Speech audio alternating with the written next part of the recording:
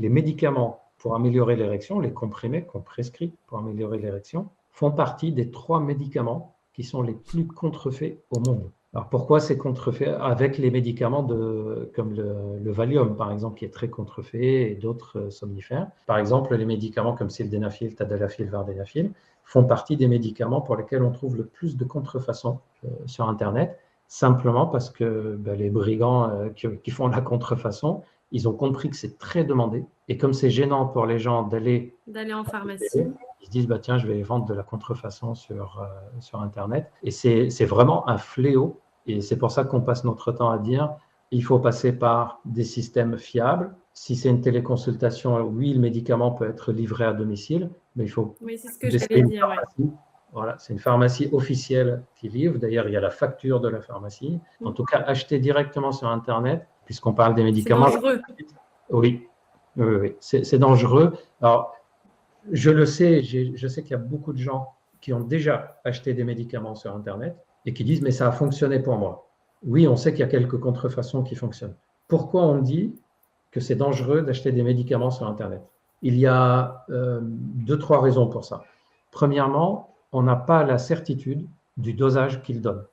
Ça peut être marqué 5 mg, mais il y a peut-être du 20. Ça peut être du 15, mais il y a du 10. D'ailleurs, nous, en tant que médecins sexologues, quand quelqu'un dit « j'ai pris des médicaments que j'ai achetés sur Internet, ça n'a pas fonctionné », on ne considère pas que ça n'a pas fonctionné.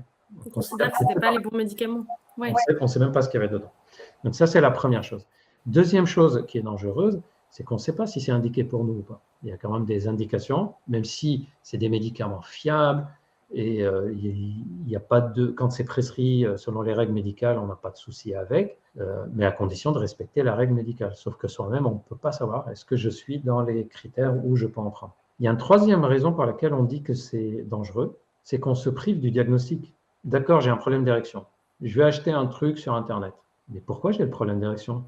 Si ça se trouve, je pense que c'est un coup de stress, mais non, c'est peut-être une baisse d'hormones. Si ça se trouve, je pense que c'est juste l'âge, et en fait, non, j'ai un problème prostatique, ou j'ai un problème d'artères qui commence à se boucher, et d'autres artères vont se boucher, et dans 2-3 ans, il y aura peut-être un problème cardiaque. Donc, ce qui est dangereux, c'est le fait de se priver du diagnostic en prenant le traitement sans diagnostic. Et quatrième dangerosité, ça c'est de plus en plus connu, mais c'est important de le rappeler, on trouve des traces de produits toxiques dans les contrefaçons. Par exemple, on trouve des traces de désinfectants, des traces d'amphétamine, des traces de drogue parfois, de cocaïne, etc. Probablement parce que les mêmes personnes qui font de la contrefaçon font aussi dans la drogue et que tout ça, c'est fait n'importe comment.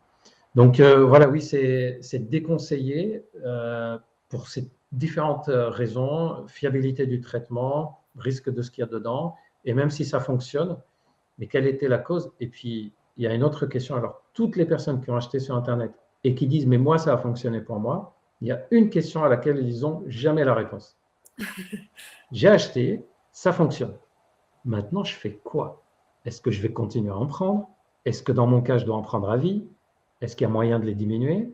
Est-ce qu'il y a autre chose à faire? Et c'est là où, en fait, tout l'intérêt du suivi, c'est de repérer les situations où ça peut être transitoire, adapter les dosages, modifier.